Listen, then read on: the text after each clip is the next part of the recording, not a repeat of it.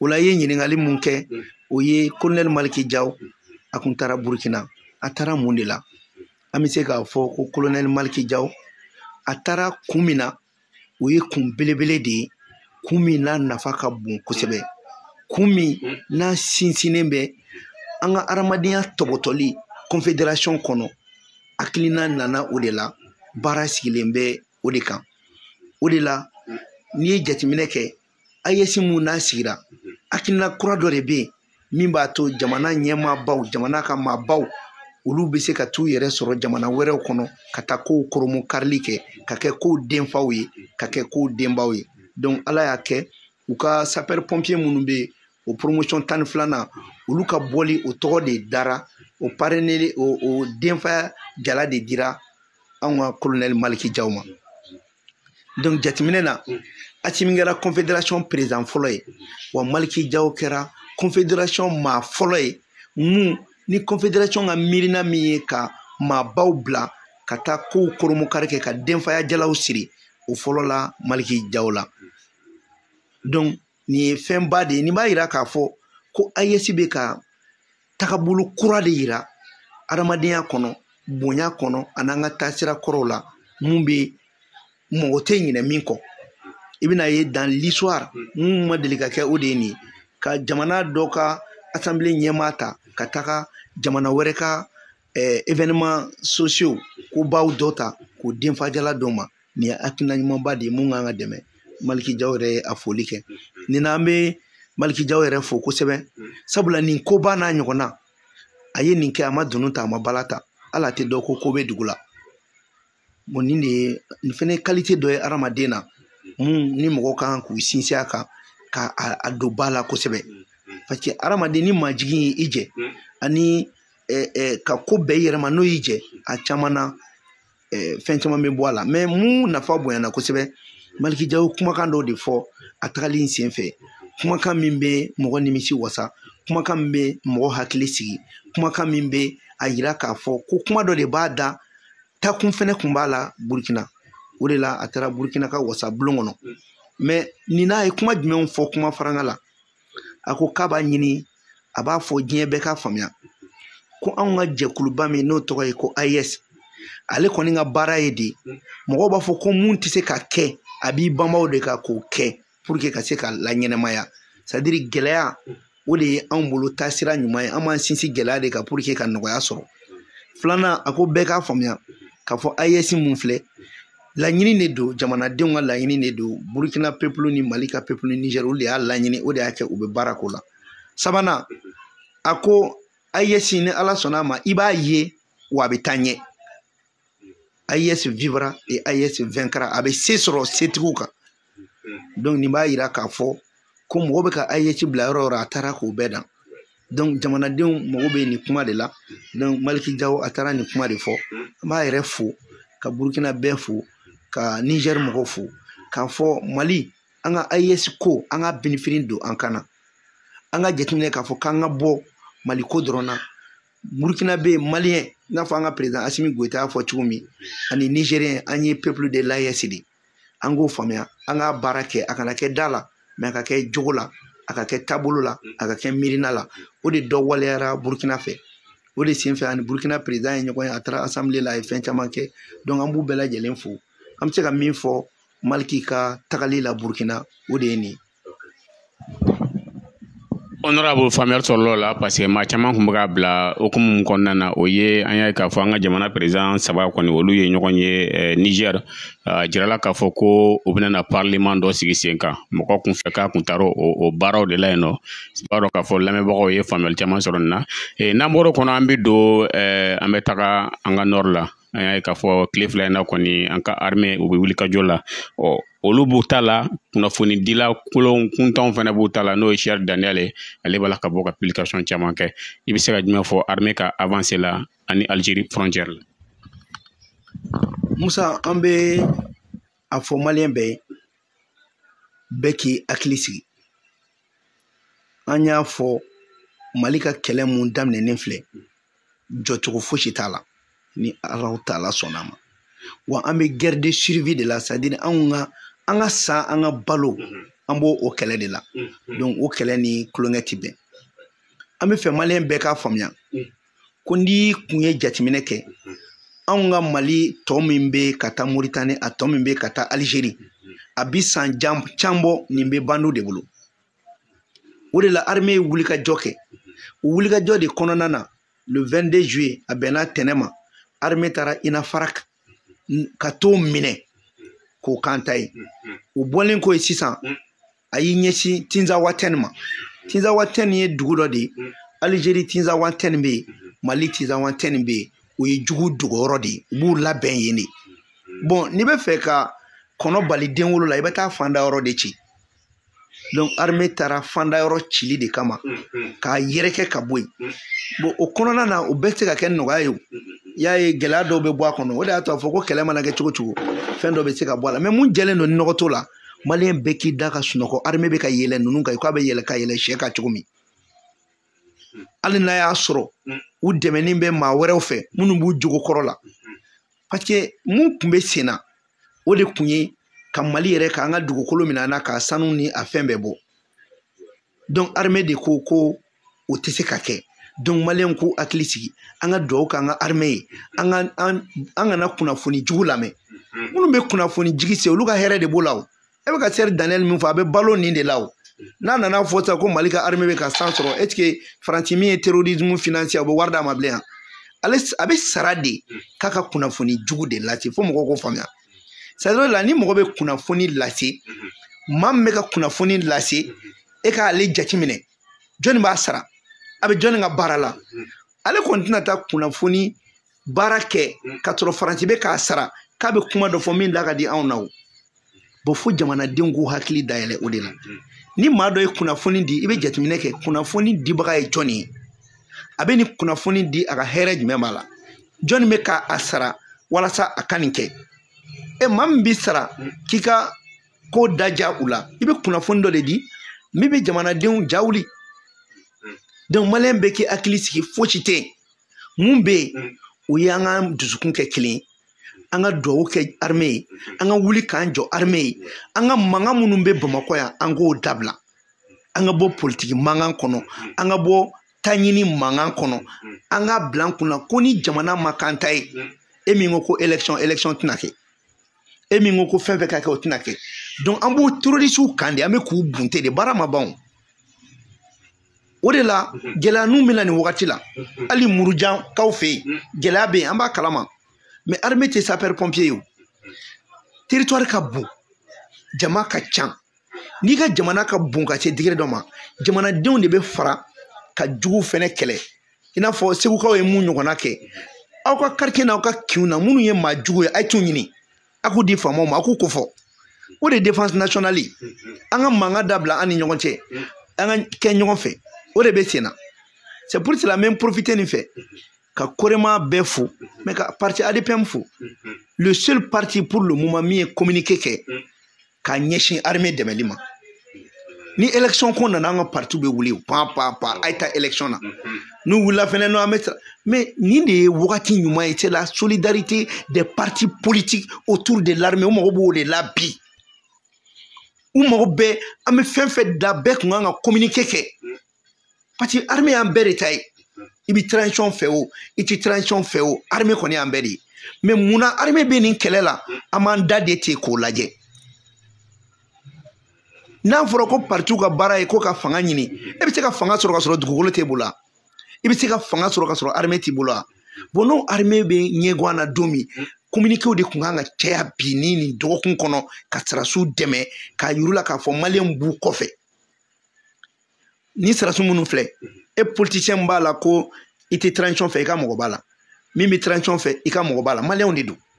u tɛ siya ko la u bɛ ka jamana de défend wa Mali ka dugukolo kɛ b'o de nɔfɛ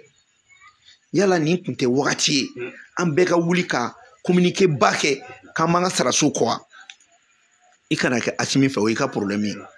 kana kɛ Choguel fɛ o y'i kungo ye Maliki Jaw kana kɔfɛ fɔ n b'a yɛrɛ ka kogoya ye mais minnu bɛ sɔrɔsiw la an bɛɛ de ka mɔgɔ tɛ yan mɔgɔ jumɛn bɛ Mali la bi ko dɔ ka mɔgɔ tɛ nin sɔrɔsiw ninnu na u bɛ ka baara mun kɛ u bɛ k'a kɛ anw de o de y'a kɛ Musa ne b'a fɔ jamana kanu n'an m'a don an dusukun na an bɛ kɛ nimisabaga ye ninnu bɛ ka sa de ko anw de ka to yan ni ninnu ma nin jɔyɔrɔ fa a bɛna kɛ mun ye a bɛ kɛ an bɛ bi su fɛ an bɛ sini su fɛ i n'a fɔ kɔrɔlen an t'a dɔn donc moi je demande nin wagati la parti politique fɛn fɛn bɛ yen i bɛ élection ko la o i tɛ élection ko la o an ka wuli transition i b'a fɛ i t'a fɛ o bɛɛ ye fɛn yɛrɛ an ka wuli an k'an ka sirasiw dɛmɛ an ka wuli an k'an ka kumakan kɛ kelen an ka wuli an k'an ka miirina kɛ kelen n'i y'a mɛn i ɲɔgɔn fanga marala tɛ jamana de b'i bolo wa partout yɛrɛ a ɲininen b'u fɛ ko jamana ka lakana la sauvegarde de l'intégrité du territoire o ɲininen bɛ parti bɛɛ fɛ o yɛrɛ de y'an ka préambule ye charte des partis politiques an bɛ to kɔfɛ o la mun na la charte des partis politiques recommande aux partis politiques la sauvegarde de l'intégrité territoriale. Et l'armée est en train de défendre l'intégrité territoriale. On a jɔyɔrɔ ye mun ye ka bɔ ka communiquer kɛ k'u soutenir. Mais an sigilen bɛ an bɛɛ bɛ k'a fɔ an bɛɛ bɛ ka maalankolon dɔw ka kuma lamɛn a da diyara n na wa a da ma diya n na fanga in binni ani fanga in bibali a bɛ kɛ maliyɛn de la a tɛ kɛ mɔgɔ si la o. Wallahi Musa ala k'an kisi k'an tanga a bɛ dɔw kɔnɔ ko ni fanga bɛ bi k'a bɛ bi Asimi ye ou bien Maliki Dia ou bien Sirasiw ninnu ou bien autorité billahi a bɛ bi Mali ye parce que anw de bɛna to diɲɛ mago bɛ anw ka dugukolo de la u mago bɛ an ka dugu jukɔrɔ nafolo la hali n'anw ti yan n'i mɔgɔ min sera k'o faamuya i bɛ bɔ bɛnsɛnkɔniya la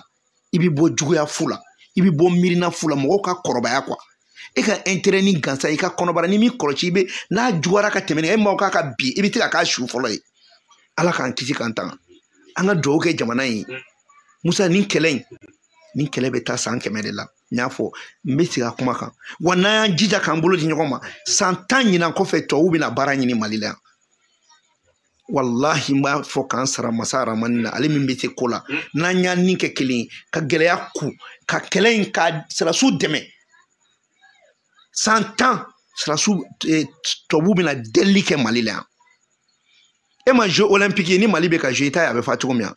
bɛɛ tɛna ko Mali ya o kan ka anw politiciens sɔn hakili la parce que an ka hɔrɔnya ani an ka danbe diɲɛ bɛ ka kule ni o de ye bi tubabu b'a ka intérêt kɛlɛ mɛ tubabu bɛ maliyɛn bonya bi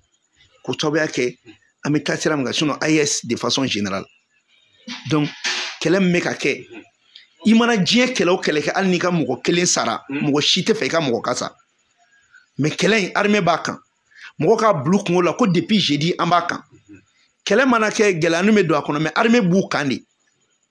an ye pick-up min minɛ an t'o da dɔn mais ne b'a fɔ population bɛɛ ye bɛɛ k'i dusukun kɛ kelen bɛɛ k'i hakili kɛ kelen mɔgɔ si ka bagabagali kana su la mun ka gɛlɛ Sirasiw bolo olu somɔgɔ minnu bɛ yan anw yɛrɛ ka mankan dabila o de y'a to Asimi ko mɔgɔ ma ko mankan man di gɛrɛ parce que an ni terroriste dɔrɔn tɛ ɲɔgɔn na koyi an ni Faransi fɛnɛ de bɛ ɲɔgɔn na parce que anw ye Faransi bolo minɛ palan kɔnɔ k'ale de bɛ ka terroriste financer ka taa n'a ye Nations Unies na hali sini a kuma ma fɔ u k'a kuma fɔ pour que terroriste financer baga ka dɔn kɛ nin bɛɛ marifa ni nin pick-up a gasoil a n'a wari a bɛ bɔ min c'est la France qui est derrière non u bɛ caya o parce que général m'a fɛ ɲɛna ko kɛlɛ in tɛ ban wa k'u b'a récupérer c'est eux qui financent les terroristes mɔgɔ bɛ ka taa ɲini yɔrɔ jan dɔwɛrɛ tɛ quoi a bɛɛ ye pétrole ko de ye a bɛɛ ye dugujukɔrɔ ko de ye hali minnu yɛrɛ b'a la ko Azawadi u bɛ filen kunna u t'a sɔn k'an yɛrɛ dɔn parce que ni nin ko ɲɛnabɔra u b'u bɛɛ faga u mago bɛ dugukolo de la et tu as vu les multinationales ko munna Mali ka nafolo man ka taa k'u dan a vidéo bɛ yen a fɛn bɛɛ bɛ yen mais nin bɛɛ la anw sigilen bɛ ɲɔgɔn kɛlɛ ni ɲɔgɔn ɲɛngoya de la au lieu de penser au pays là c'est une guerre de survie wa Musa a ma daminɛ a bɛ mɔgɔ kɔnɔ k'a daminɛ a ma daminɛ o de y'a kɛ ne ko mɔgɔ caman n tɛ n da don élection ko kuma na maa si ye ni autorité yɛrɛ ko don min an bɛ élection kɛ o ye autorité ka décision ye mais moi en tant que politique sinon représentant des partis politiques ne ɲɛ tɛ élection ko kuma yɛrɛ la fɔlɔ parce que jamana yɛrɛ ma sɔrɔ an tɛgɛ kɔnɔ ka a basigi i bɛ to nin manamana ko la nin ko juguw la k'i bɛ taa mun élection de organiser ma min faga i yɛrɛ faga. Non, mais même min fiyɛ na ni sécurité 100% tɛ yen u ka wuli u ka taa ni kɛlɛkɛyɔrɔ la kɛ donc dɔ bɛ taa sa e b'i sigi k'e bɛ élection kɛ yan nɔ c'est pour cela ne b'a fɔ président ɲɛna an ka jamana sariya sunba article 24 ou bien article combien o ko la mobilisation générale président la mobilisation générale lancée bain tous ceux qui sont âgés de 18 à 55 ans ou ka commencer ka mogo toko pour la mobilisation générale ne ko sécurité zoroté ni be 18 à 55 ans kono ambebeta yan fait ambebeta mogo ci tetu ou ka damina on parti président ñemogo yere la folo wallahi bila ou ka damina on ne rebeta ni Allah taala chemeta ou ka damina on yere parti politique ñemogo la folo ananga bureau la ou ka enrôler 18 à 55 ans ngata ni kelega folo namboro la kuma mina amena soro ka jamana mara chogo ni ebe fe ka jamana mara ebe fe doka sa ebe na dore ba taka 10 francs ma ngam politicien de kunye mali ka sécurité kalfa francs ka armée la ma ke o francs kelenga klaka foko ani armement manga kwa ni nunu ma faka e binan yi armée soro ube kan an kuma bo ube kan nga baraka ametugo de ko ametugo jonno c'est pour cela mbia fo autorité ñono ko état d'urgence déclaré Moussa inondation me kake attaque spontanée be kake ameni kele fene la mais état d'urgence be déclaré pour ka ko nyama jo autorité a jatimine ka partout ka activité ka boy ka klaka na partout ka activité ka daele ne tu jala ka nyana mais ni ne fomba kelende kono kokundo ne ba fu kana ke awo muna parce que ame yoro mna 600 faut jamana ka kolo sinsine ani activité politique te nyoko itra law a activité wulilen fle John Messe ka ta campagne ke John Messe ka ta bureau siki tenza waten John Messe ka ta bureau siki muruja John Messe ka ta bureau siki koro bankas mopti kala be yoro mna anti Messe ka ta ko bureau ko kuma regarde les 15 communes de la région de Mopti John Messe ka ta ki ta bureau siki munu be zone inondation ani munu te inondation John Messe ka ta et n'y a même ta élection que ko mo rebe lafia de la dumuni me ka soro feñ me ka ken jamana jumen to be joni élection déroulement sans kalo santan nani ke pour que France ka soro ka élection organisée jamana chité la ibi jamana siki folo di a 5 ans jamana sigilin ibi soro ka alawuli na ni fo do ba fo non ayo yere soro CNT kono de ake ne ka ko sigilin fo te CNT la na tebi moi je suis fonctionnaire mais tanga barake mais amogo banga jamana de la élection fo te jamana jo sans bisaba anyi muneke ni transition nali kunte Moussa sans bisaba anyi santé privatisée sans bisaba éducation privatisée la sans bisaba armée tira sans bisaba société baw fere la sans bisaba fo te malibulu alsa me mo ngon kulkor la toro alta ko démocratie ba fo ko élection me jamana de jo élection me jamana jume to do jamana ibe président ñini ne élection kunde ko ka manyana ma do ñini ka bla jamana kuna John Messe ka fo bi ko manyana ma te jamana kuna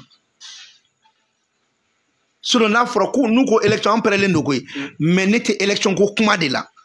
parce que atina nafa fuci nya anye ki tu kam ko kuma la mais ko ni ma élection ngade investissement te ka bekalo ni bébé dépend mo ka compétence ni ka vision ni ka réalisation ni la Arabie Saoudite ou be élection ka investisseur te ka taya hein élection me ka ke Angleterre wa ren falena investisseur te ka taya du jolbe élection te ka ni investisseur bi hein mais on tient l'air élection ce n'est que pour changer maintenant ali ni odo na me ka changer an ambolo di nyoma ni mi mese mina o ka taka blo barala ni ma delika fo kle ko atiminka fo ko ani ni parti ou bien ni drone be barake ça c'est pas bon mais amana ka chugo anga la je malien denyuma be mali parti politique be dokono parti ko kuma ere table malien denyuma ko de be car ça be seni na ka taka blala c'est pour cela j'ai dit et j'ai demandé au président à ka l'issue d'Odaele auprès de lui-même la cellule d'identification des cadres du Mali kono ani Mali kokan aka laje compétence du même muna mu mese ka munke ako jatimine ka enquête de moralité ke na be min blamina ko blola. On a besoin de l'ensemble des Maliens. On a besoin de toutes les compétences mais on n'a pas besoin d'élections. Ni informaticien oluka bara mi o kablola. Ni menuisier o kablola ni mbese mina okoke anganga jamana jo anganga jamana sangoro ta folo pour que ni élection kera ni malangolo nana kana seka jamana firi mais ça c'est des propositions concrètes mo manga mo ngolaw président kaida eledron une cellule de recensement de l'ensemble des cadres du Mali. Maoma kalana diplôme maoma bolo aka recensé ka beka filière don munu be retraite la munu ke retraite la compétence be muna malin de la diaspora Mali kono Mali kokan ako ta ko laje ka enquête de moralité ke ka laje mi métier mina ko blo place la moira de voilà. C'est le pays nous appartient à tous. Hein. Moi, je ne suis jamais dans la discrimination. Ninganata. Mais ni ekoro ke jamana la korole et dona e ministre ke e manyumanke e betamuna. Il y a beaucoup de Maliens qui peuvent mieux faire. Donc, il faut qu'on ait des familles, qu'il faut qu'on jamana de là. En déstructurer là, il faut structurer le pays. Il faut amener les compétences. Il faut sortir du copinage. Mais Karsado ni intérieur ni insomo au tala. Sur la base des compétences Kartabétier naïable là. Ce n'est même pas une question de diplôme. C'est une question de compétence. Tu peux avoir un diplôme dans un domaine et ne pas être compétent. Ce n'est pas le diplôme qui fait les choses, c'est les compétences. Donc, Moussa Kelembe,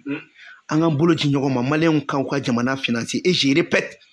bah, il y a une autorité au fait. Ou Katelia, 1 franc par minute de communication. Ou Katelia Malien Kun, en guerre financière. Moussa guerre Tita Moussa Kako. 1 franc par minute de communication. Nanya tike Malien Kun. A te digi Mogola, Mati Bama, ou Abanga Keleke Kaban, avec ce qu'un ban Anna Moussa. 1 franc par minute de communication, ça fait au minimum 2000 à 5000 milliards. Abato ali dette fournisseur à Masra. Ka guerre financière avec un Malien on kanti kelela. Mais au baisse il les mouna anga bensa. Qui maintenant nga jamana jo en place là ça. Ay doke guerre là ça sans joli Malien on sera kamene là. Aide au développement ay munyani. Ay sira do d'état, sira miye yere ya sira. Donc Malien kana siran ou kana kaba foite kuna foni jugu ni ame abe sensoro ede alame ni ma alame ate sensoro ja jugu mo kana partager malika dirpa mana kuma min fo ayo ta ka barako la o de lekete jimmi bo manogo da o de sumalendo mais ibta kuna foni do di kuna foni langolo kuna foni jati lantan ni dirpa ko tan Malien bekan ko de mine o le ben o le ba nyedon mais ni fe be ka kuma cher Daniel ben monona kan fa be ya akata tinza watenke mais abe John le nyini no be ne information dama ngabe wardi munuma nu a France fene ba le saramuna olu de fene bo di nyoma ibe mama e kuna foni na France 200 milliards de blalendo pour que anga turo ni ko kono. Non. Mais même ils ont commencé à recruter. Mais on veut dire sur le recrutement là, Farafin den John den nous, c'est-à-dire avec digné là quoi. Et Farafin, tu as oublié l'état qui recruté qui a sorti. Moi je te le jure, moi tu as oublié n'y ka usani en Farafin y oué rebolo. On décèle mes côtés femmes, tu as oublié ka oulu fait, quand me Farafin a. Ni tu as oublié oulu faire, mais mon d'ailleurs quand tu pas petit, mais on me fera tu as oublié mala. Ali tu as oublié n'y atis ou tu seras fera. Mais on me ka ça, on est avec la coup demain, coup information d'ouma. Moi le a dit tout quoi. On est avec la aucun mot l'a dit. Faut que ta Farafin ça a été que toi oui. France baka nationalité dit maré, mais tu n'es pas français. Marie Le Pen baka kuma mfa be dou la lega c'est doré. C'est vrai on de ubo jonya là. C'est vrai non compter français toi t'es fort. Mais au cas papier qu'on met c'est ka kibolo mais yiri kuru mana mais di kono to ta ke bambay. Ahora dole. Amse ka Malien to da elake. Amse ka bon Malien nationalité da mais tu veux que Mali do dugutiya. Anga Malien to da elake français, ani Mali nationalité dima. Oti jamara dima ka Mali dugudo dugutiyo. Donc depuis or le ba do ko nationalité ko ni bibulu. Iye Malien to la, mais Malien jeli la ko no ti tien. Donc monsieur kan ni fo quoi. OK, honorable ambe tra ambe ingali minke sona ngati anga ingal toma amena do mina oye anya ka fo Cleveland na anka Isaka Ojim akoko abora parti politique to nunu ko munum be ka modo be kasola era funyo o signataire 30e mars o ko passé ko kato ale ta yɛrɛ y'a kɔnɔna na mais k'a bɛna na colonel Assimi Goïta ka candidature k'a bɛ fɛ ka o soutenir yalama i hakilina ye jumɛn kan e fɛ a ka hakilina in il est sincère wa honorable? Bon, bon, Issa Kaujim ka kuma est-ce que an kan an da don la bilen mais ne hakila ale Assimi ka candidature ale de kun fɔlɔ m'a fɔ ko a bɛ ko imperturbable a kɛra ka taa fɔ ko o fɛnɛ tɛ tuguni ko ka élection organiser bon ni nin fɛn fɛn fɔra bɛɛ nin bɛɛ bɛ bɛn Issa Kaujim daw mais min kɔni ne bɛ min kɔni fɔ hadamaden to sira kelen kan mais a jo do dɛ parce que a b'a dɔn ale b'a dɔn k'a kun bɛ yɔrɔ min na ko tiɲɛ tɛ o a yɛrɛ ka kuma na a m'a fɔ ko u jɛra ka papier signer ko o kuma banna ka ban ko n'a ma ɲa ko wɛrɛ kɛra k'u kan ka segin u kɔ wa k'u taara EJ ka réunion na u ma fɛn fɔ ale ɲɛna jɛjugu laban tɛ ɲɔgɔn coro ye bon ne bolo nin bɛɛ ye kuma ye mais hali n'ale tɛ Assimi ale don ale tɛ Assimi ka candidature o maliyɛnw b'o ta maliyɛnw b'o la parce que a sirilen t'ale ka foyi la hali n'a ma voter ayi anw ni Kaujim ka fɛnw tɛ kelen ye sa c'est à dire Assimi ka candidature Kaujim bɛ se k'a fɔ k'a b'a dɛmɛ mais ale de tɛ se k'a porter parce que candidature min don a ka ɲi maa minnu na o ye maa tilennenw ye mais n'a ko k'a b'a fɛ fɛnɛ o ka ɲi maa tɛ maa balo la o an mago bɛ bɛɛ la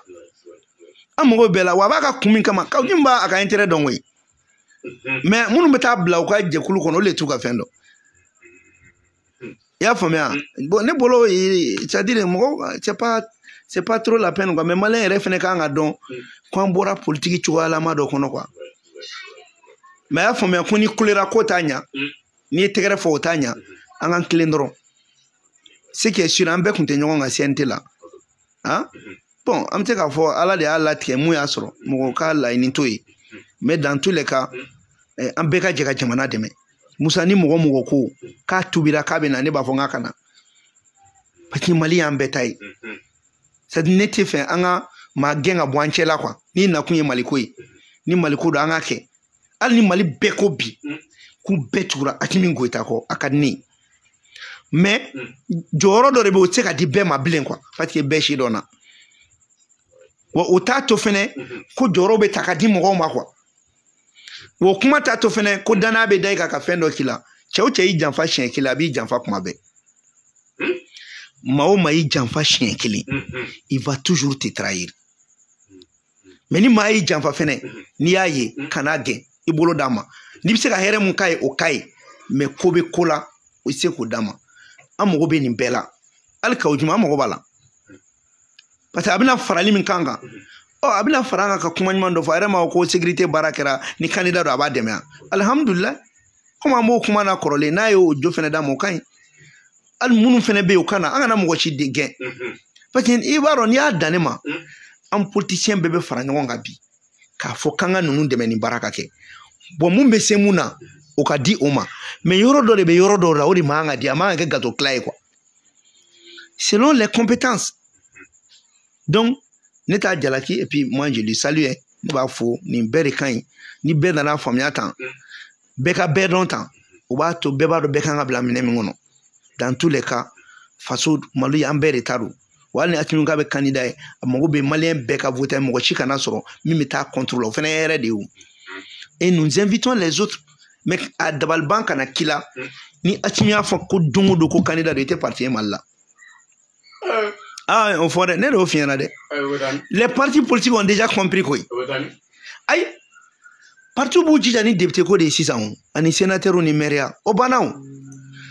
an ka taa élection na kun tɛ dɔ wɛrɛ non bɛɛ b'a dɔn ko Assimi bɛ tɛmɛ o ayi bɛɛ b'a dɔn ko ni élection kɛra bi maliyɛnw de bɛ tugu Assimi kɔ o ko bannen don o mais an ka taa élection na tɛ o t'anw arranger ten o an b'a dɔn n'an taara élection na bi Assimi bɛ tɛmɛ an b'a dɔn n'an taara élection na fɛnɛ Assimi mago bɛ mɔgɔ hakɛya min na o bɛ na mais élection de tɛ Mali jɔ fɔlɔ quoi an k'a jɔ fɔlɔ ka sigi a sen kan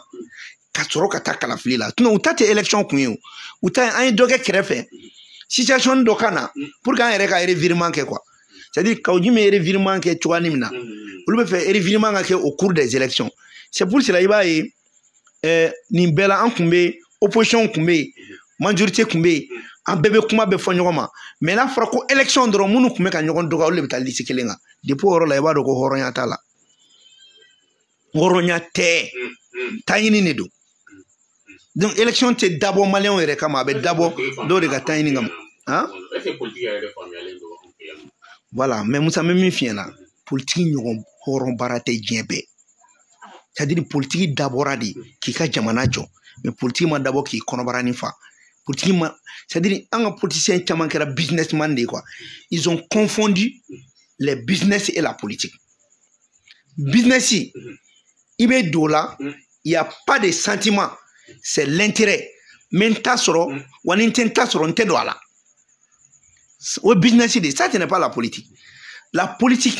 o bɛ vision de kan o bɛ miirina de kan ka fɛn dɔw kɛ ka nafa ɲɛ ka jamanadenw ye pour que sini ma sinikɛnɛ ma i k'i sigi n'o résultat ye ka content ni o ye ça c'est deux choses différentes beaucoup de politiciens maliens sont des businessmen des affairemans et non des politiciens tɛ girin nafolo kan un vrai politicien ale bɛ nafolotigiw de bila baara la u b'a ka baara kɛ ka sɔrɔ wari t'ale yɛrɛ kun le politicien en général c'est l'homme qui est pauvre mais a ka hakilina mɔgɔw b'o de financer mɔgɔw b'o hakilina mun financer o de bɛ nafa ɲa mɔgɔ ye mɔgɔ jumɛn b'a financer ne ye ko n bɛ kɛ candidat ye sisan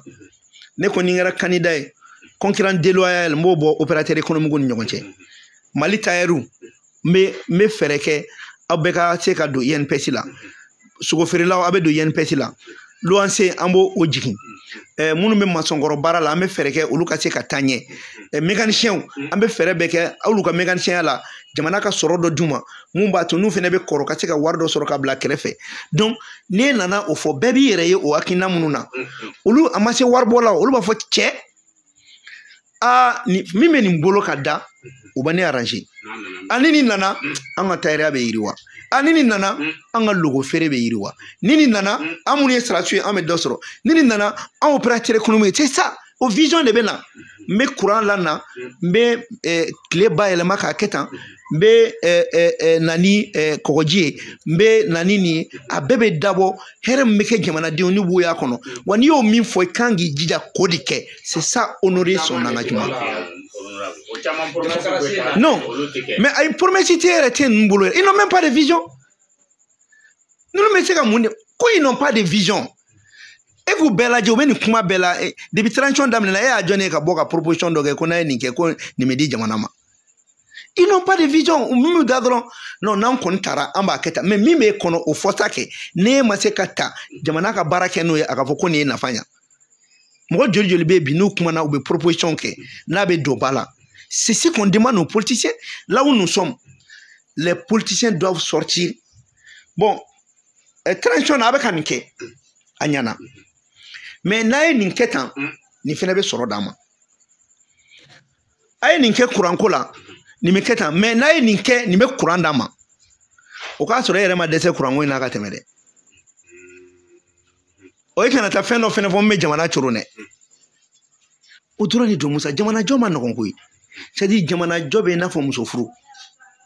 n'i ye wari bɔ dɔrɔn ka taga muso somɔgɔw u mago bɛ min na i y'o d'u ma muso bɛ yɛlɛma i ka so wa jamanajɔ bɛ ten n'i y'i tile ka na ni hakilina ye n'i y'o hakilina don ba la n'a ye nafa ɲa jamanadenw ye u b'a ye Asimi filɛ bi il n'a plus besoin de faire des campagnes banna o n'a k'a ye candidat ye ka ban il y a des faits qui sont là 400 forages a y'o kɛ ka ban armée o montera en puissance développement endogène o kɛra ka ban code minier yɛlɛma donn'o la Mali yɛrɛ kun feerela a ye Mali bɔ feere kɔnɔ mais campagne bɛ yen bilen est-ce qu'il a besoin de dire que n'aw votera ye nin kɛ a b'a fɔ dɔrɔn de n ye mun kɛ n b'a tɔ lase de an taara kulu sanfɛ fo yɔrɔ min na ko tanfara wa tan ko ka taa fura kɛrɛ oui tanfara non président b'a kan de o Musa n bɛna fɛn dɔ f'i ɲɛna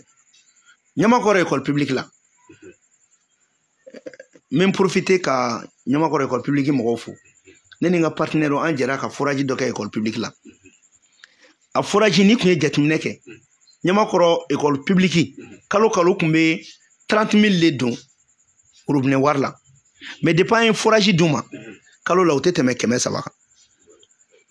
o tɛ ne ka o exemple fitinin c'est forage avec nos partenaires an ye mun réaliser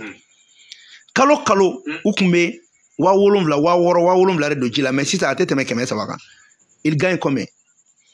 Assimi ka 400 fourrages a bɛ joli le di en termes d'argent de liquidité. Don dɔ la n bɛna wari calculer n b'a f'i ɲɛna fourrage ninnu bɛ fɛn minnu kɛ. On a réalisé les mêmes fourrages à l'école communautaire de Sogonikɔ. O de la ne taara n taara lajɛ nisɔndiyalenba jiko bɛ minnu na bi u bɛna robinet la ka ji ta ka taa n'a ye olu yɛrɛ ye jardinw kɛ. Et je profite pour que k'a fɔ mɔgɔ minnu bɛ to ka taa Ɲamakɔrɔ école publique la parce que an ye forage min kɛ robinet kunkolo 12 de b'a la mais i b'a dɔn Musa ko mɔgɔ lankolon dɔw bɛ taa o robinet fɛnɛ kunkolo bɔ. Ne taara o donna robinet 12 la n y'a sɔrɔ direction mɔgɔw ye 6 condamné mais 3 de bɛ ka fonctionner mais a tɔ n'a donna o b'a bɔ. Mais ala ne ko i b'a dɔn min bɛ ne dabali ban Mali la k'ale yɛrɛ ka taa feere ka dun dɔrɔn ka feere. Cɛ c'est-à-dire i b'a dɔn Musa maliyɛn yɛrɛ de kan ka yɛlɛma quoi anw yɛrɛ de c'est-à-dire fan yɛrɛ de fan il faut anw yɛrɛ de ka sɔn k'an jogo yɛlɛma sinon Mali kura ko tirilen tɛ dɔwɛrɛ la koyi jogo min banna kanko de bila. Musa ne fɔ n b'a jogo kolon de kun banna jamana taabolo ye an bɛɛ kun kɛ jogo kolontigi ko an ka o de bila mɔgɔw dɛsɛlen b'o de la bon n'o ma bila avancement tɛ yen quoi a bɛ kɛ comme c'est la même chose donc il faut k'an ko de fɔ e kun bɛ fɛn ni mun na dɛ e k'o to yen sa e k'i tilen parce que anw bɛɛ kun bɛ ka ko dɔ kɛ parce que danaya kun tɛ jamana marabaga ni jamana maraliw ni ɲɔgɔn cɛ olu yɛrɛ kun b'a kɛ to ni na ye u n'u somɔgɔw ta don n'i ka mɔgɔ tɛ fanga la i tɛ furakɛ i den tɛ kalan i tɛ baara sɔrɔ donc o nana kɛ bɛɛ kɛra il y a créé l'insouciance et l'inconscience bɛɛ b'a ɲini n bɛ fɛn dɔ kɛ pour que n ka se ka balo n kana sa mais aujourd'hui an t'o kɔnɔ bilen mais il faut qu'on change. Concours ni kun tɛ i ka mɔgɔ tɛ député i ka mɔgɔ tɛ ministre i tɛ passer fonction publique la o banna bi wotoro pusilaw bɛ ka passer minnu yɛrɛ bɛ feere la sugu la olu bɛ ka passer donc danaya nana jamana marabaga ni jamanadenw ni ɲɔgɔn cɛ donc n'o nana kama an ka bɔ o habitude kɔrɔ ninnu kɔnɔ ta parce que a man ɲi an ma o an dɛsɛlen bɛ k'o de bila. Et moi j'invite la population de Ɲamakɔrɔ minnu bɛ taa école publique la an ye nin sɛgɛnni minnu kɛ ka nin forage fɛnɛ réaliser ka taa robinet kunkolo bɔ o k'a dabila sa hali n'a ji tora yen ni mɔgɔw bɛ taa ji ta o bɛɛ ka ɲi mais e b'a kunkolo bɔ e bɛ taa n'a ye i bɛ tiɲɛni de kɛ et on a été obligé k'a fɔ ni école bɛna ta an bɛ taga lajɛ ɲɔgɔn fɛ mais je profite quand même ka école maître fo ka directeur ka coordinateur bɛɛ fo an ka lajɛ et puis j'invite les uns et les autres an ka ɲɛsin an ka école ma an ka ɲɛsin école ninnu parce que ni fɛn ninnu minnu filɛ c'est des petites choses fɛnba tɛ mais Musa a bɛ nafa ɲa. Yeah. Honorable mɔgɔ caman bɛ ka ɲininkali kɛ yalama président bala ka wari min ta ka kɛ ka fourage ninnu caman kɛ tan yalama wari ninnu tun bɛ yen ka kɔrɔ wa? Musa nin bɛɛ kun bɛ yen. A kun bɛ yen. I bɛ k'a ye nin ta ka tɛmɛ. Awɔ a ye nin ta dɛ. I bɛ k'a ye nin ta ka tɛmɛ wa caman kɛ nin wari la. Hali président minnu kun bɛ transition na n'u ka fɛnw fɛnɛ kun bɛ yen o bɛɛ ye dɔ kɛ nin fɛn na fɛn kɛra président ye a ka nin bɔ sa a ma nin bɔ sa en tout cas bɛɛ kun bɛ fond de souveraineté ta mais président ye jateminɛ kɛ c'est à dire Musa a man ne ka kuma Asimi kan kosɛbɛ quoi parce que ne b'a dɔn an bɛɛ ye kan kɛ ɲɔgɔn kan wa Asimi ma ne lase CNT kɔnɔ dɛ ne ni Asimi yɛrɛ ma sigi ka kuma yanni ne ka don CNT la. Ne bɛ se k'a fɔ ne ni mɔgɔ min kumana n'o bɛ ne dɔn kosɛbɛ kosɛbɛ malgré que Asimi bɛ jate anw dɔgɔnin o ye Maliki Jawo ye ani mɔgɔ wɛrɛw mais Musa mɔgɔw ka mɔgɔw ɲini k'u dɔn quoi u ka colonel ninnu ɲini k'u dɔn quoi u ka mɔgɔw ɲini k'u dɔn hali Asimi n'a balima ani tɛ bɛn nkalon kan wa bi ne tɛ Asimi dɔgɔnin dɔn n t'a balima dɔn min da bɛ fanga ko kuma na. Mais mɔgɔw y'o nkalon bɛɛ tigɛ c'est-à-dire a muso da t'a la a balima da t'a la mais nin ka bɔ mɔgɔ hakili ma dɛ mais nin ye tiɲɛ de ye an ka Asimi ko tɛ k'an b'a dɔn kɔrɔlen dɛ bila a bɛ ka mun kɛ ni bɛɛ ɲɛ b'o la an b'o de don ba la sinon dɔnbaga tɛ wa ni dɔ in a bɛ k'a kɔnɔ ko bon k'i b'a sɔrɔ Fɔnba ninnu ni Asimi k'u bɛ café ni buuru bɛɛ min ɲɔgɔn kan non. Si moi j'ai besoin de Asimi, je l'ai dit, je vais faire Maliki Jawo ɲɛna a bɛ taa fɔ a ɲɛna n'o ma ɲa n'a bɛ kɛ o yɛrɛ tɛna kɛ ko t'a ɲa yɛrɛ parce que en tant que président de la commission n'an mago b'a la an kan ka ci mun fɔ an b'o fɔ cogo dɔn mais ce qui est sûr wallahi ale y'a dɔn ko kɔngɔ bɛ yen a y'a dɔn ko minɔgɔ bɛ yen a y'a dɔn parce que i b'a dɔn ko Sarasu tun bɛ sa ji min nɔgɔ de fɛ yan Musa non corvée d'eau Sarasu ka ji tatɔ Sarasu jama min sar'o la n'an y'o su compter bi an tɛ tila o la u tatɔ ji ta u ye mun faga ji kun tɛ yen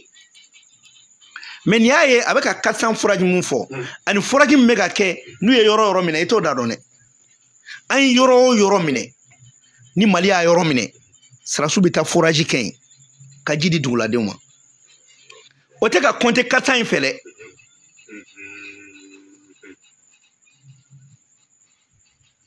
donc Atimi wari min dira ma a jɛra kɔ sinon les 150 millions la jamana de jɛra n'a ye k'a président jɔyɔrɔ k'a n'o ka kan wa hakɛ min bɛ di président ma ko k'a d'a ma mais mɔgɔ ma min fɔ fond de souveraineté président caman y'a don fɛn caman da fɛ mais fond de souveraineté ni fɛnɛ ma don a donda fɛ haramu don dɛ i bɛ ka haramu dun dɛ parce que fond de souveraineté nana de en cas de calamité ni ko dɔ nana jamana la ko min ni wari tɛ sɔrɔ yɔrɔnin kelen a bɛ bɔ fond na ce ne sont pas des fonds a bɛ président kɔrɔ mais a dabɔra ko mara dɔ kan ka kɛ masakɛ kɛrɛfɛ pour que ni ko b'a la ni duguden bɛɛ dɛsɛra la wari kalan man ka sɔrɔ masakɛ kɛrɛfɛ k'o ɲɛnabɔ an ka jiginɛ dɔ de ye fond de souveraineté ye non fond de souveraineté bɛ di pour que ni ko cunna jamana kan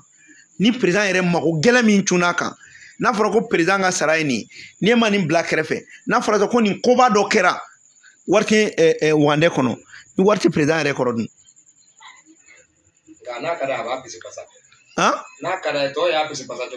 non mais ale tɛ se k'a kɛ ten ne m'o f'i ɲɛna n ko tɔw i y'a kɛ cogo min na n'i y'a don da fɛ n'a ma ɲa sini i bɛ ɲininka o le fond de souveraineté c'est pour les calamités c'est pour que k'a ɲɛ bon ale filɛ k'a don a donda fɛ ji min nɔgɔ tɛ mɔgɔ faga ɔ ji min nɔgɔ ka mɔgɔ faga a tɛ ka mɔgɔ balo la nin ya kɔngɔ tɛ mɔgɔ faga wa a tɛ k'a don balo la wa bana furakɛbaliya tɛ maa faga wa a ma 900 millions don sisan scanner la ka taa n'a ye Sikaso ah donc fɛn fɛn bɛ se ka kɛ jangaro ye adamaden ma ale fana y'a ka wari de ta ko k'a don o la les restes 50 millions la o bɛ ka kɛ mun ye n'o fɔra e ɲɛna e tɛ se ka d'a la o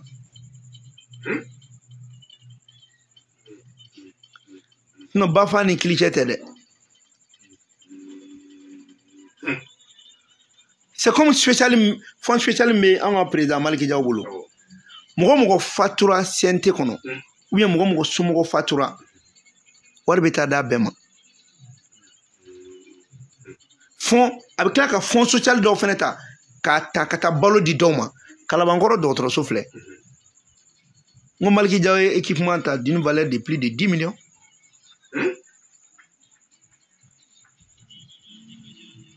et tu vas voir que fɛn caman bɛ ka kɛ CNT tutu kɔfɛ o la tu verras donc a bɛ kɛrɛfɛden minnu bɛ di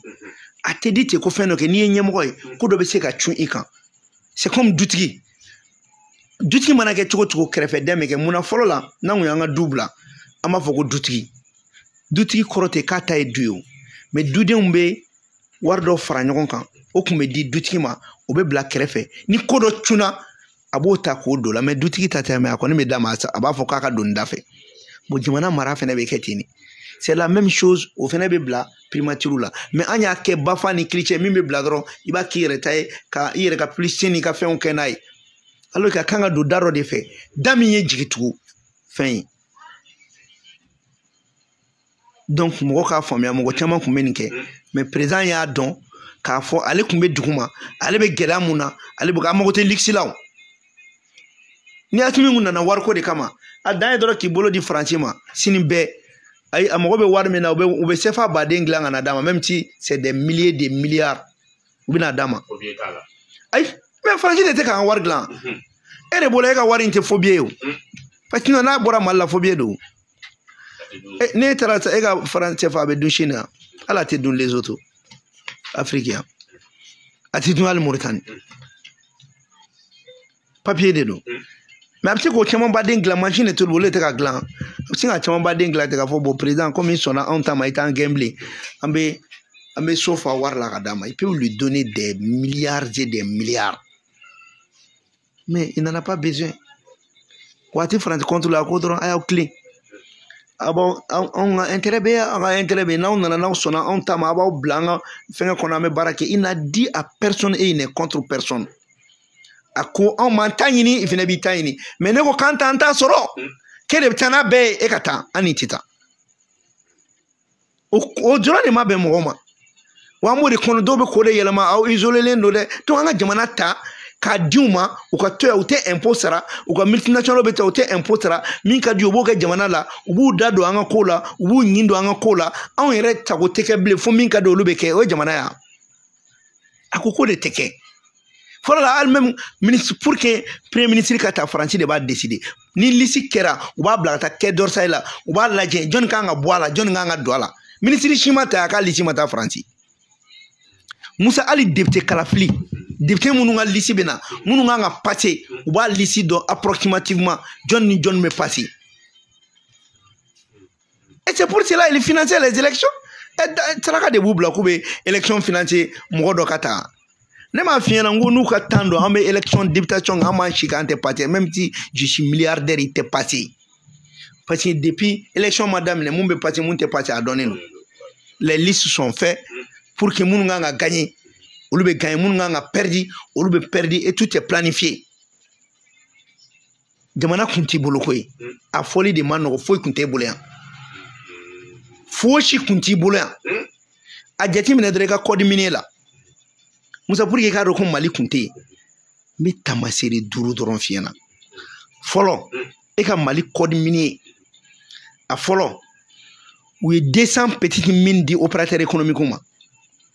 san o san exonération min bɛ di olu ma n'a nafa tɛ se jamana ma à peu près 1 milliard sinon a ka ca n'o ye o ye joli ye 200 milliards par an u bɛ tila ka wari don exonération na minnu bɛ sanu ni fɛnw bɔ san o san 60 milliards mais olu ka baara kɔfɛ Mali bɛ min sɔrɔ 36 milliards on perd 24 milliards o kɔfɛ u bɛ tila ka sanu mun feere a bɛ feere prix min na anw t'a da dɔn u bɛ taa compte dayɛlɛ kɔfɛ a bɛ f'o ma ko compte Oxford Musa o kɔfɛ multinational minnu bɛ na n'u kan ka impôt ni wari mun sara u t'a normal sara min ka d'u ye u b'o de sara est-ce que i y'a faamuya bon o n'a ta o ta an bɛ contrat signé sanu bɔli kan ni sanu prix ye o wagati la 300 ye fo ka taa san 20 dafa 300 de don hali ni sanu garamu kɛra 5000 ye anw b'a ta 300 o de kun bɛ e bolo yan o de sen fɛ an ye san 11 di dɔw ma k'u kan ka sanu bɔ sanu hakɛya min bɔ san 11 kɔnɔ Musa u y'a bɔ u y'a tilan u ye a sigiyɔrɔma 3 u ye 2 bɔ san 3 kɔnɔ wa wari min kan ka di Mali ma k'u ban ka sara foyi tɛ bɔ a la nin de kun ye ka Mali ye Musa e ka o Mali kelen de kɔnɔ c'est bâtiment public bɛ jamana tɔgɔ la o bâtiment bɛ feere opérateur économique ma ka tila k'a louer jamana ma i ye 27 de ta min b'o kɔfɛ y'o ye e ka o jamana kelen kɔnɔ e ka douane a bɛ logiciel mun kan a source bɛ Faransi de b'aw ka douane wari donta n'a bɔta bɛɛ dɔn a logiciel bɛ yen a kan ka min sɔrɔ a b'o dɔn wa a ka mɔgɔw fɛnɛ a bɛ société dɔ bila u b'aw ka dépense externalisé kɛ san o san Mali bɛ miliyari 15 de perdu o la e ka université olu ka base de données o bɛ Faransi e ka carte nina a source nin den ye nin ye nin fa ye nin ye o bɛ Faransi Musa e ka armée o traité don Faransi ma Faransi ka ambassadeur de sago bɛ e ka armée la France ka chef d'état-major de be e ka armée ɲininka dongo do be rapport journalier kɛ ka d'a ma n'u kan ka taa combat kɛ yɔrɔ min na u b'o d'a ma armée b'a bolo o dadɔnnen don u kan ka fɛn fɛn kɛ o bɛɛ dadɔnnen don wa marifa tɛ san ka d'aw ma aw ka chefu France de y'aw ka chefu ye armée tɛ aw bolo wa aw ka généraux commandé aw ka territoire kan o de tun ye ka jamana ye ils ont délégué la sécurité du peuple malien à la France o jamana de tun b'e bolo Musa i y'i to jamana de kɔnɔ décret tara ka chancre indien sɛnɛ jamana kelen kɔnɔ o drogue ka foro sɛnɛ ka essai k'a la yan o décret tara en 2017 e ka o jamana kelen de kɔnɔ i ka denmisɛnnin fitininw u tun bɛ pikiri k'u la mɔgɔw ka hakɛ to k'u cɛya sa ka jɛ u fɛ ka cɛnimusoya bange u la ka du ci ka fɛn bɛɛ ci o ɲin tɛ dugukoloko la o ɲin tɛ minisiri tacogo la o jamana kelen de kɔnɔ e ka parti minnu bɛ yen n'olu ye démocratique ye fanga sinamatɔn ani fanga minnu bɛ fanga la olu de b'u bolo di ɲɔgɔn ma n'i t'u ka parti la i tɛ kɛ directeur ye i tɛ bila place la i b'i yɛrɛ feere o ma de pour que i ka kɛ directeur ye i tɛ kɛ DCAP ye n'i t'u ka parti la i tɛ kɛ directeur nin yɔrɔ la n'i tɛ wa i tɛ don armée la n'i t'u ka parti la i tɛ kɛ policier ye hali so ɲuman a tɛ bila e tɔgɔ la e ka o jamana kelen de kɔnɔ appel d'offre bɛ kɛ marché bɛ taa karamɔgɔw bɛ taa k'an ye nin marché in di nin opérateur économique ma o 10% wari bɛ di o karamɔgɔ ma o bɛ sɔrɔ ka na wajulu kɛ k'e ma jamu e ka o jamana kelen kɔnɔ minnu ye DAF ye les directeurs financiers olu de bɛ entreprise écran créer u yɛrɛ tɔgɔ la ni marché nana u tila k'a di u yɛrɛ ka entreprise ma PAFA ni Kilicɛ fonctionnaire milliardaire fɛn bɛ ka jamana kɔnɔ a kɛra téléphone ko ye o a kɛra banque ko ye o e ka o ministres de ye actionnaire ba ye olu la i ka Mali tun bɛ tan de et au même moment e ka o jamana kelen kɔnɔ professeur agrégé bɛ e bolo kɛnɛya kan docteur spécialiste caman bɛ e bolo mais o docteur n'u faw banana Tunisie n'u baw banana Tunisie n'u yɛrɛw banana Tunisie mais jamana ka wari min bɛ don o la o jamanadenw bɛ sa dɔgɔtɔrɔso la a bɛ taa laban clinique la mais pourtant diplôme baw b'u bolo maintenant e ka jamana wari o bɛ tila ka cɛ ka don ko maa minnu bɛ taa furakɛ kɔfɛ jamanadenw ka wari évacuation sanitaire san o san au minimum 7 à 8 milliards o de bɛ don olu bɛ taa furakɛ jamanadenw ka wari la k'a sɔrɔ professeur baw b'an bolo dɔgɔtɔrɔbaw b'an bolo dɔgɔtɔrɔso bilalen don i ka Mali tun ye nin de ye e ka Mali tun ye nin de ye juru bɛ ta ka projet banque mondiale nana u musow an'u sunguru an'u somɔgɔw bɛ bila u kunna u bɛ BAFA ni Kilicɛ kɛ a projet dɔw tɛ bouger yɛrɛ n'u y'u ka wari sɔrɔ a taux de décaissement 0 jamana bɛ tila ka juru sara o de tun ye ka Mali ye Musa an ka fara quoi i b'a dɔn n'i tora Mali problème n'i tora ka dɔn ni m'i kɔlɔsi e bɛ don o don kɛ e tɛ sunɔgɔ ni nin tun ye ka Mali ye wa e ka Mali minnu fɔrilen bɛ jamana mara la olu de ye jamana bila tan ka jamanadenw kun bɛ nin cogoya de la bonya foyi kun tɛ maliyɛn kan wa u bɛ nin bɛɛ kɛ u bɛ nin wari ta ka t'u denw bila Canada France u bɛ taa kalanw kɛ n'olu kun nana tuguni olu de bɛ na u nɔrɔbila kɛ ni de kun ye ka Mali ye Musa jamana kun t'i bolo o de y'a kɛ an ka duwawu kɛ ɲɔgɔn ye quoi n'an bɔra nin kɔnɔ ka ban an ka jɛ an k'an bolo di nin autorités ma jamana in bɛ kɛ jamana ye cogo di Musa e ka chemin de fer a privatisation wari kun kan ka bɛn 130 milliards de ma mais Musa o nana privatiser 7 milliards san o san k'a tigi ka miliyari 1 sara Musa e ka IMPP usine malienne des produits pharmaceutiques a espace gansan a wari bɛ bɛn 8 milliards ma mais o kun bɛ na IMPP n'a minɛn bɛɛ feere 2 milliards 500 millions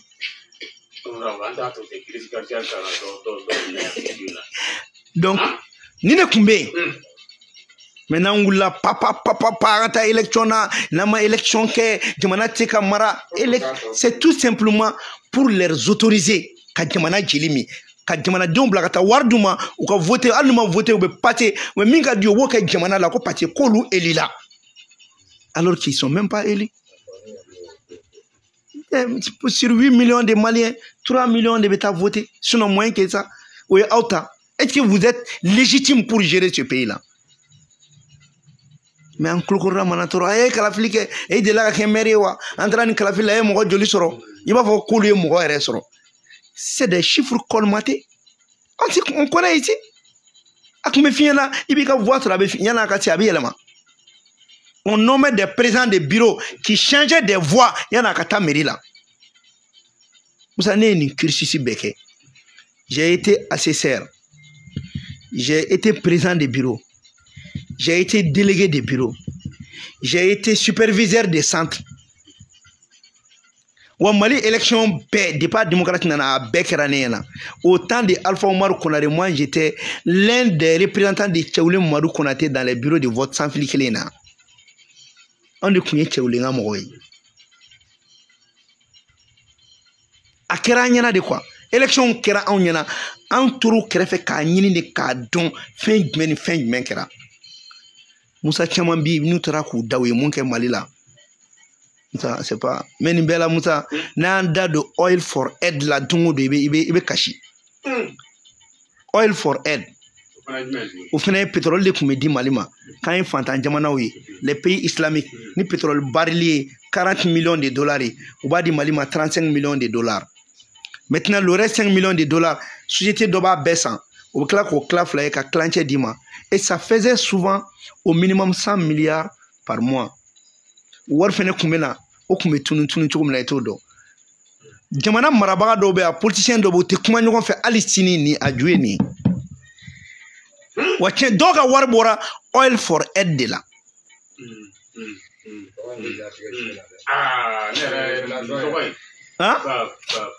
oil for aid pardon anga ta chira wara fe anga kuma report no ya awro be baro kadi ambe taga nyafe amba taga anya e ka fo anfunye kumana dokun jantemenena loi organique chaman ka ya kuma fo ka keni election ni eji mo ka wele da kan parti politique fe ko gouvernement ku ye conseil des ministres ke maintenant ko kuma do fora konnana yalama anka bamanankan aduna bala de wa ube jimene beno election de benana ke wa ube jimene fene beno Musambifo musayibaro jamana mara fo politique mo yere ka jamana don ka jamana mara chogo don ani jamana marali sigile me femuka ni politique mo mo don etse ka jamana de mbo filila ay jamana ka sere sumba kura d'État jamana ka sara sumba kura akoko wala sa ne ka se ka do bala ne fene be dangan sariya do fo abolu do bala o dangan sariya nulu ma se ka do bala jamana ka sara sumba ti se ka lanyene maya ale fene ka lanyene maya li sirilembe o dangan sariya wala abo fo de mako loi organique ango ngai kambe do bala be kandu na bala abe kecho dme quand nous étant sabay yala amba bere fo nyogo fe a amadam ne kele ne lawa quand on be semaine jumena a semaine de me kekme wa ka me kala école la chodi baraj me na ke kanunu na ni loi organique mata ko fo an me kuma kauna me am se kala bara chodi donc ni kambe do bala kan ka la bara chodi wala sa ka do bala a dronta folie abe foro me na dona bala ni loi organique mata amun be wasa blongono ame kuma tokane la mais ça non nana amna kuma kana chori pour que anga kambe ka do bala o de bina to nini dona bala nan dona wasa blongono ni tokan foli kadie ibo fo ni bomananga foli kadie bini ta fo bomananga na para ni me fikika bomananga me tokana o be dictaphone do aklola mais ko ni mini tafo bomananga na jamana dembe ba me ibi tafo fene bomananga na ministry ba me ni ministry ti ka bomananga me abse ka bla tokan na ka me ou bien abe bomananga mi me ou bien la be koroboro kan me abe traduit koroboro kana ale klokoro aka do ki mi fo bomananga na ou bien on amène des traducteurs abebe ken flabe ken koroboro be ken donc ni me ka kuma muna dictaphone mbi klola ibo traduction la me no te musanté développer Moussa état généraux sur l'éducation zéro tanganga kauma do bala ame toka kandi tosinsi donc barafinte gouvernement o do bala o projet tara jamana din i ka hakɛ bɛna minɛ i la i kan k'i ɲɛsin cour suprême ma cogo di i kan k'i ɲɛsin cour constitutionnelle ma cogo min o donni b'a la o fɛnɛ bɛ yen wasadenw kan ka sigi cogo jumɛn mɔgɔ joli kan ka sigi n'u sigira wari joli kan ka d'u ma n'u bɛ taa élection na a bɛ kɛ cogo di yala a bɛ kɛ majorité à deux tours wa ou bien a bɛ kɛ proportionnel ye wa ou bien a bɛ kɛ jumɛn ye k'o prépare latigɛ yala députéw an b'u sigi région de kɔnɔ wa an b'u sigi cercle de la o de loi dira fo ka taa se fɛn caman ma musa n'i ye dɔw ɲininka wa ko nin kɛli ye k'an bɛ fɛ ka taa élection na n'o tɛ ɲɔgɔn ye sira la n'i ye sariya sunba ta tant que i ma ninnu don ba la a bɛ f'i ma ko tu es dans l'application nominale i bɛ ka baara kɛ n'a tɔgɔ de ye mais a yɛrɛbakun tɛ yen mais n'i ye ninnu don ba la tu es dans l'application normative i bɛ ka waleya a waleya cogo yɛrɛ ɲuman na mais ni nin bɛɛ fɛnɛ kɛra a b'a to élection ko tɔ bɛ nɔgɔya parce que ni ninnu ma kɛ élection tɛna se ka kɛ président n'i ye fanga ta n'i ye jamana sariya sɔsɔ i kan ka gɛn cogo jumɛn na o bolo bɛ da donc sariya sunba la ka tɔ sinsin o baaraw de ye ninnu ye sinon sariya sunba tali yɛrɛ de ye ordre constitutionnel ye o mais n'i y'a ye sariya sunba filɛ charte bɛ yen constitution de 92 bɛ yen maintenant pour que k'olu bɛɛ bɔ a kɔnɔ olu bɛ kuma buruburu minnu kan f'an k'olu ta ka bɔ yen par exemple tant que CNT bɛ yen charte ko kuma de bɛ CNT gérer donc charte ani constitution de 92 olu ka baaraw o bɛ se ka continuer cour constitutionnelle min bɛ yen a sigira ni constitution de 92 de ye cour suprême min bɛ yen a sigira ni constitution de 92 de ye maintenant loi organique de bɛ ta ka a tɛntɛn k'a bɛn ni sariya sunba kura ye min fɔ gouvernement bɛ k'o de don n'a m'o don ba la o kɔrɔ k'an tɛ ka avancer o olu yɛrɛ de fɛnɛ b'a to gouvernement bɛ constitution don ba la mais ne ma constitution yɛrɛ don ba la i m'o o sariya danga sariyaw ta i tɛ se ka taa élection na o maintenant o fɛnɛ kun tɛ ko élection dɔrɔn bɛ yen dɛ mais a ko ye ka kow bila u hakɛ kɔnɔ ni jamana sariya sunba ye o de la an ka légitimité les autorités traditionnelles et les légitimités coutumières olu fɛnɛ o loi fɛnɛ bɛ ka ta u jɔyɔrɔ ye jumɛn ye ka kɛlɛ ban ka gouvernement jɔyɔrɔ kɛ yan'an ka se fanga la ka mankanw lasa wa ka basigi lana an y'a fɔ an ka sariya sunba kɔnɔ ko olu de bɛ ils sont les gardiens de nos us et de nos coutumes an ka laadala ko ani an ka taabolo olu de kan k'o lakɔlɔsi mais o la fɛnɛ ni nin projet taara projet in b'a to quels sont nos us et nos coutumes o liste tɛ yen il faut une liste de nos us et de nos coutumes pour que an ka fɔ nin y'an ka laada ye nin t'an ka laada ye an bɛ bɛn liste dɔ de kan mun bɛ lakɛɲɛ ni Mali bɛɛ k'a fɔ ni dankari kɛra nin na o kɔrɔ dankari kɛra an ka danbe la dankari kɛra an ka yɛrɛmahɔrɔnya la dankari kɛra an ka taabolo la mais fo liste fɛnɛ de ka kɛ i bɛ taa sɔrɔ fɛn dɔ ye dan ye miyaŋa la o tɛ dan ye bamanan na i bɛ taa sɔrɔ fɛn dɔ ye dan ye filaw fɛ yen o tɛ dan ye marakaw fɛ yen maintenant an b'a lajɛ an bɛ se ka jumɛnw de ta k'o kɛ lisiw ye walasa k'a fɔ ko ninnu de ye an danbe ye ani an taabolo ye an ka jɛ kɔnɔna na musa baara ka ca koyi maintenant a bɛ mɔgɔw kɔnɔ ko nin bɛɛ bɛ fɛnkɛ la mais transition bɛ ka nin bɛɛ kɛ ɲɔgɔn fɛ magistrature a fɔra ko mɔgɔ wɛrɛw ka don a kɔnɔ minnu tɛ juge ye pour que n'a kuma bɛ fɔ a kana kɛ u yɛrɛ dama cɛ kuma ye c'est comme n'i ye mɛtiriw gansan bila k'olu ka taa mɛtiriw jalaki u bɛ ɲɔgɔn jalaki han e ye dɔgɔtɔrɔ gansan bila k'u ka taa dɔgɔtɔrɔw ka kuma jalatigɛ est-ce que u bɛ ɲɔgɔn bila u tɛ ɲɔgɔn bila fo maa wɛrɛ ka k'u cɛla mun t'u dɔ ye o de fɛnɛ bɛ ka kɛ magistrature fɛngɛ la donc jamana ye o sariyaw de ta mais ka tɛnkun jamana ye sous-préfet caman nommé sarasiw b'a la gɛlɛya bɛ yɔrɔ minnu na nin bɛɛ kun ye mun ye jamanadenw ka segin fɔlɔ ban donc jamana bɛ ka baara de kɛ pour structurer l'état il faut d'abord avoir les institutions institutions mana sɔrɔ o de bɛna jamana structurer ni jamana structurera k'a sigi a kolo kan a bɛ taa élection na k'a to o kolo kan n'i nana sariya minnu taara e tɛ se ka bɔ o sariya kɔ kan o mais n'e nana ten ka sɔrɔ o si tɛ yen dun o kɛtɔ e bɛ se ka ko dɔ daja i yɛrɛ la ka sɔrɔ o tɛ o donc o de kama transition ye nin sara dangasariyaw ta a baaraw bɛ taga CNT fɛ yen anw fɛnɛ b'a lajɛ ka jamanadenw wele k'u ka miirina dɔn nin bɛɛ kan mais parti politique fɛnɛ u kan k'u labɛn depuis sisan k'a dɔn ni projet minnu taara a kɔnɔ kuma ye mun fɔ n'a y'a sɔrɔ k'an ko député 150 de bɛ ta a bɛ ta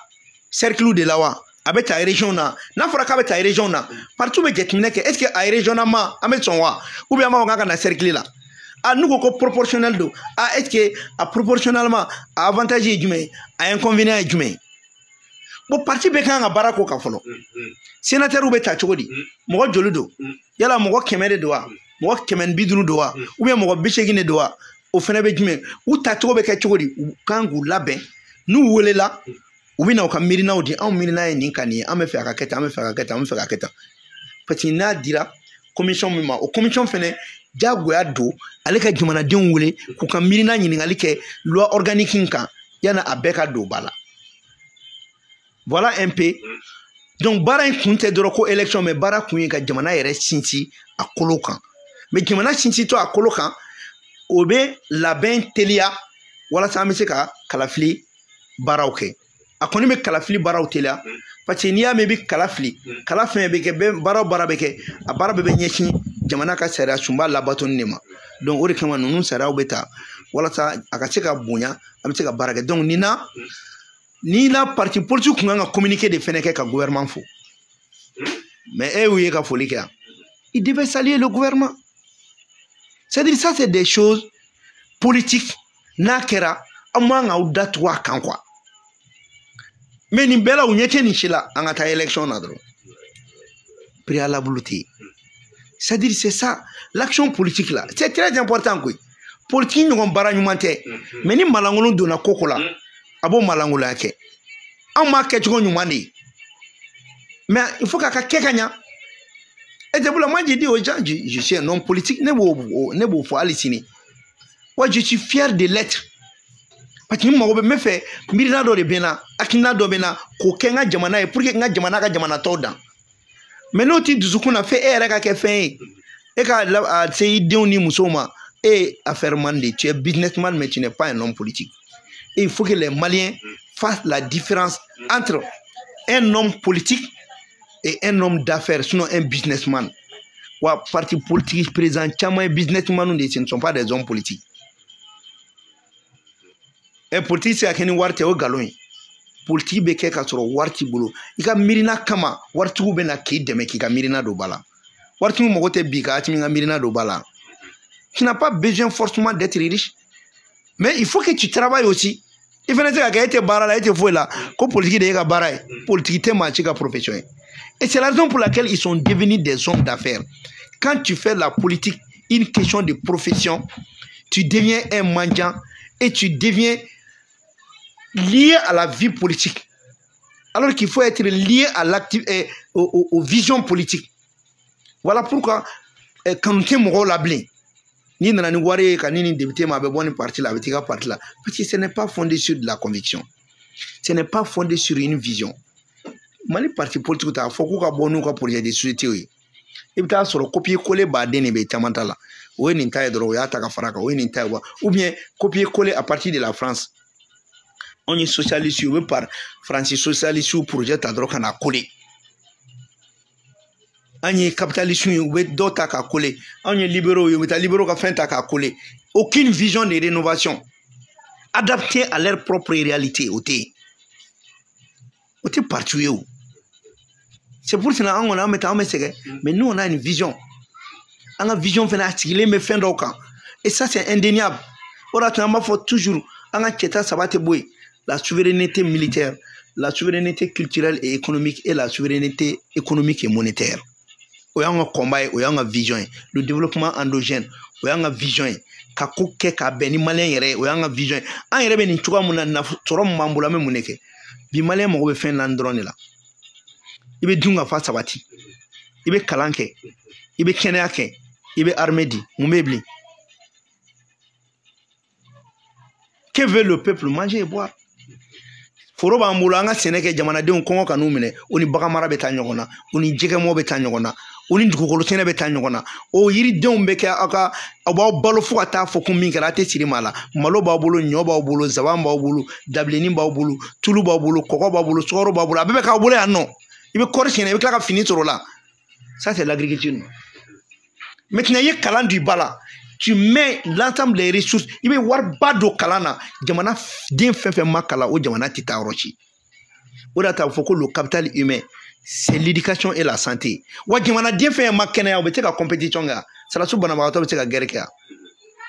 Nya me nyoko che farze ka kenede. Donc ni kalana ka kena do bala do bien. Et ka armée yo sinsin kojo. Et tobe tumuye. Ça c'est la justice. La justice est un instrument de paix et de développement et non un instrument d'injustice et d'enrichissement des acteurs de la justice. Non. C'est un instrument de paix et de développement. Ni jugement que tu n'a pas se que jamana free à ton jugement rendu. Parce que c'est un poste régalien. Et jugement d'abord, comment on me critique que de quelqu'un n'a pas le non. D'abord coupe la condition na me kiribet ke ka jamana de de lafia mais ni sorobe kala o kan ata jamana ka kesu de kono. Et la justice c'est un instrument, ce n'est pas un individu. Baraka minen ne do wa baraka minen kan ke kinyede ka. Mais pendant les 30 ans ils ont fait de la justice un instrument d'indépendance au profit de ceux qui jugent. Mais pas une justice indépendante au profit du pauvre citoyen. C'est eux qui l'ont fait. Ce n'est pas la faute au juge. Ce n'est pas la faute au magistrat. C'est l'État qui doit gérer tout ça. Pour que le magistrat blaka condition là, ka blaka hakela, ka jimana de on fait demain, ou hakebe se ka douma ka équilibre lana. Ce n'est jamais la faute au juge, ni au magistrat. Mais on a fait un État où instrument mamboloko, instrument de justice, anya taka blaka refe. L'indépendance de la justice n'est pas lié au justice et au juge. C'est lié à l'éthique et à la déontologie de l'instrument que nous avons. Nadunkera, abin nafanya bay. Voilà un peu, Moussa ni angboé ni fenge kono, anga don jumana mara. C'est-à-dire, il m'a goûté qu'à ta professeur à Sorbonne pour dire qu'il y a jumana mara. Le bon sens, abattu bika jumana mara. Ce n'est pas une question de diplôme, est-ce qu'il y a un professeur là? Akimin Flene bi doctorat de Baboula, ingénieur de droit. Sorbonne ni fait nous il a un diplôme politique mais il suffit seulement de gérer il faut avoir le bon sens et aimer son pays. Un président a besoin de bons techniciens mais il a une vision de tu dis aux techniciens je vais faire ça maintenant comment le faire, les techniciens vont te donner les résultats. C'est pour ça que je te dis que le président a baramouké c'est de créer une cellule d'identification des cadres qu'on appelle des techniciens. Ni vision maintenant, que faut-il faire? En faisant Malikura biométrie là, il y a eu des compétences qui se sont présentées pour le faire. Et si on identifie, nous mettons qu'à Sénégal ko iriwa, ambosoro.